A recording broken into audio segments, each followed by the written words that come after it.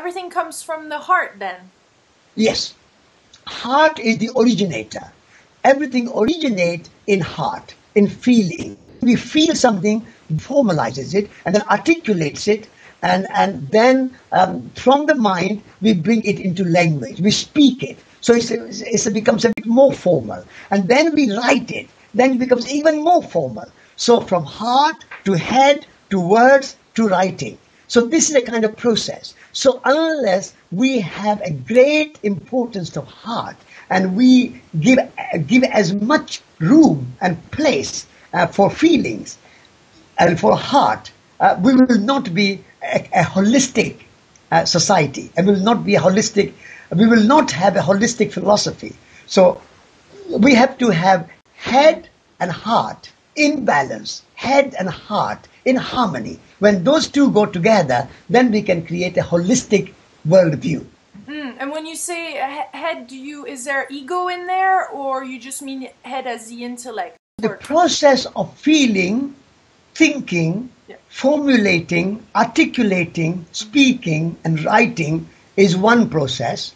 But in that process, there is a kind of place of separation. And that separation makes you egotistical. So your ego means I, separate from you. My thinking is my thought, is my idea. When you start that sort of approach, then it becomes ego. It's not my idea.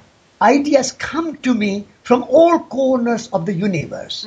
And I receive them, and I'm only a kind of like a TV channel. I'm a channel. I'm a channel of God. I'm a channel of the universe. And the ideas are coming through me. And then when you have that humility, then it becomes more relational. So relational is ego and separational is ego. So we have to change from ego to eco. Eco is C and ego is G. So you have to change from G to C, from ego to eco, from separational to relational. And then you are in harmony and you are more holistic.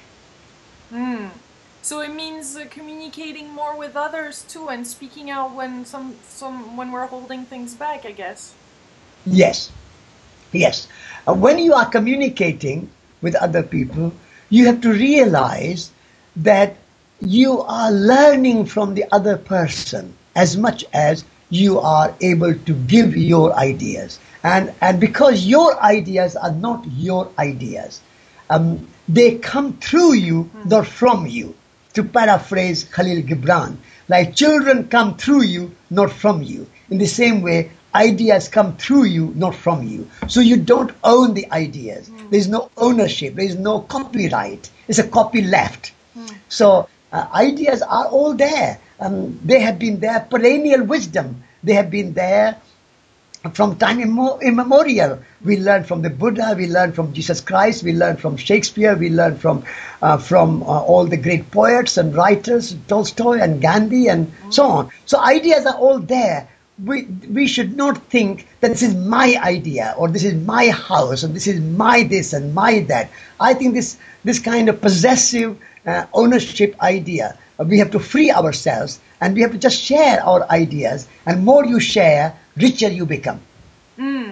Richer in the heart. And then that's another question though, is that is this all this, do you believe in destiny? I mean, is this all already set up, or do you believe we co-create? Because some people, if you're living from the heart, then the abundance of life, even materially, seems to manifest. Is that right? No, we co-create.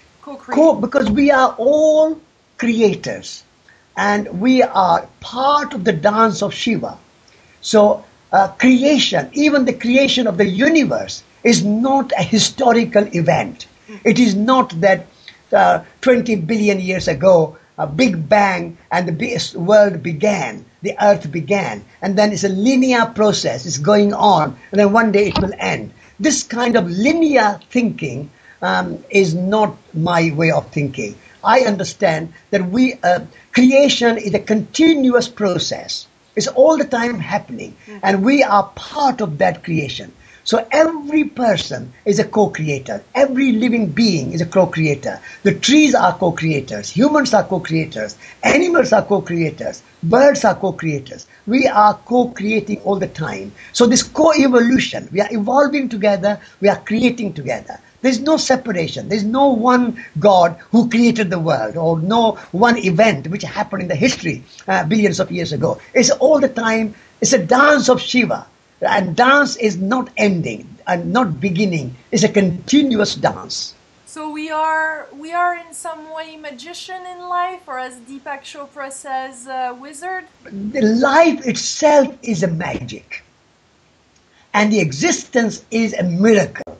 And we have to see that what a wonderful existence, what a wonderful universe. It is a miracle that it is happening. When you put a seed in the ground, suddenly in a few years' time, it becomes a tree. And suddenly there are blossoms. And that one seed which you planted, that tiny, tiny seed is now so abundant that from that tiny seed, thousands of blossoms are coming, thousands of apples are coming, and thousands of more seeds are coming for 20, 30, 50 years continuing. This is a miracle. So you can look around every day, around in nature, and you see it's a miracle. So life is a miracle, and existence is a magical.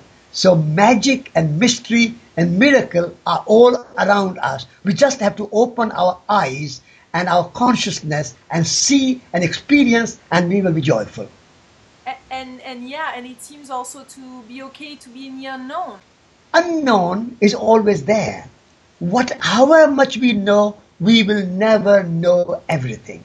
And so not knowing is as good as knowing.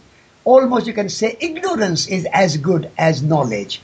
Because when your knowledge and ignorance go together, like dark is as good as light. Night is as good as day. Day and night complement.